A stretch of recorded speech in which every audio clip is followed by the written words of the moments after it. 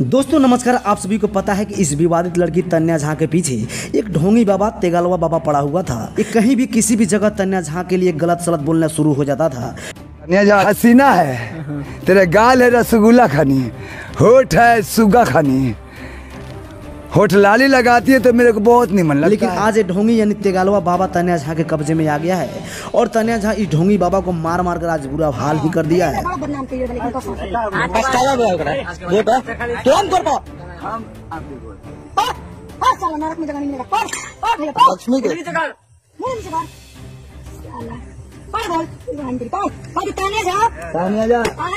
आज के बाद तुम्हारे बारे में कुछ नहीं बोलेंगे। तुम मेरी बहन समान हो। तू मेरी बहन समान है।